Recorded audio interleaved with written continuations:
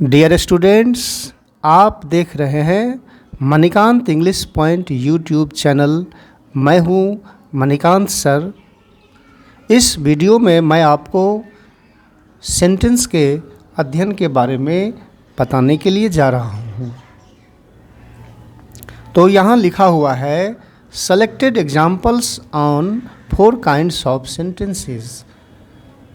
जैसा कि आपने पीछे के वीडियो में देखा कि सेंटेंस के आरंभिक तौर पे 4 प्रकार होते हैं: अफर्मेटिव, नेगेटिव, इंट्रोगेटिव और इंट्रोगेटिव नेगेटिव सेंटेंस।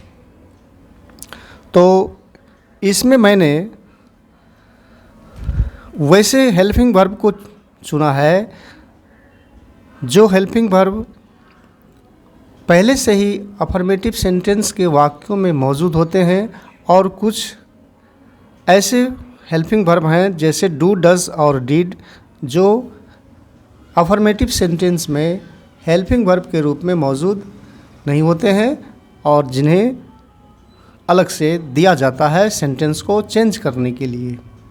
तो आपको मैं उदाहरण दिखा रहा हूँ।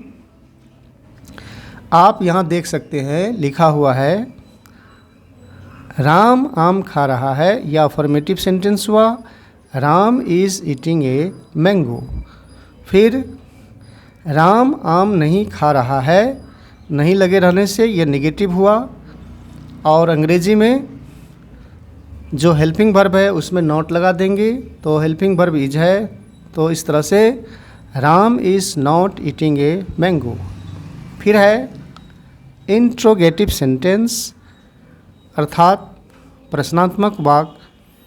जैसे क्या राम आम खा रहा है, तो फिर क्या लगा हुआ है और क्या लगा रहने से यह इंट्रोगेटिव हो गया। और इसे बनाने के लिए हेल्पिंग वर्ब को आगे कर दिया जाएगा, जैसे is Ram eating a mango. और फिर इंट्रोगेटिव नेगेटिव, क्या राम आम नहीं खा रहा है, इसमें क्या और नहीं है, तो इसका अनुवाद हुआ is Ram not eating a mango.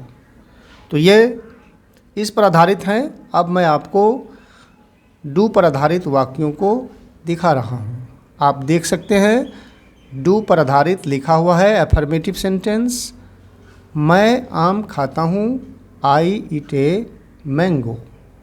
और फिर है नेगेटिव सेंटेंस, मैं आम नहीं खाता हूँ, नहीं लगा हुआ है, तो फिर हेल्पिंग वर्ब में नॉट लगाएंगे। और इस टेंस में हेल्पिंग वर्ब नहीं है, तो फिर ये वर्ब का पहला रूप है, तो इसका हेल्पिंग वर्ब डू हो जाता है। तो इस तरह से I do not eat a mango.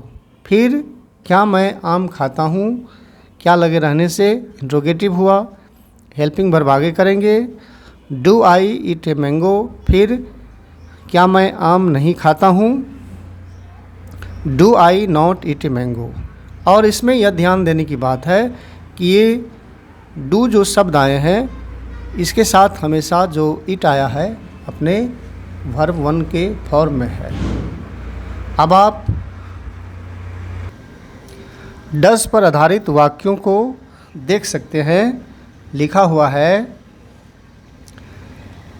Ram पत्र लिखता है, Ram writes a letter. Ram पत्र नहीं लिखता है, Ram does not write a letter.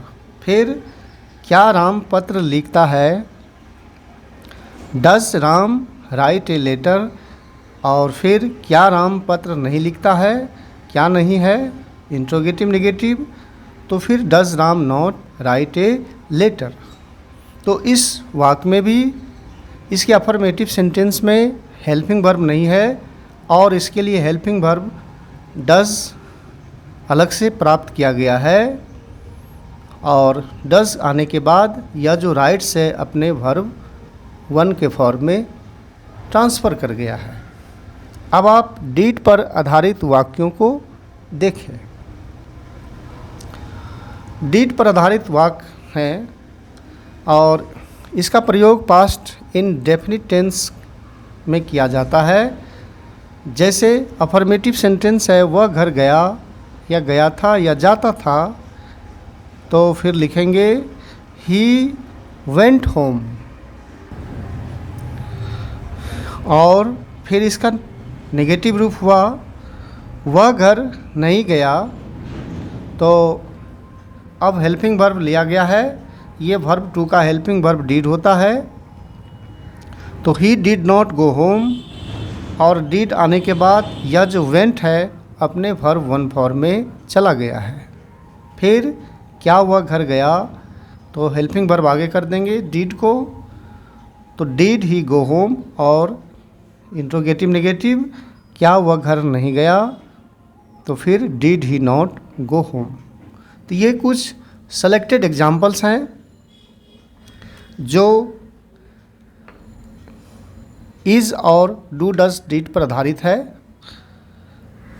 तो इन्हीं शब्दों के साथ यह टॉपिक्स यह चैप्टर यहीं समाप्त होता है, और आगे की जानकारी आपको नेक्स्ट वीडियो में दी जाएगी।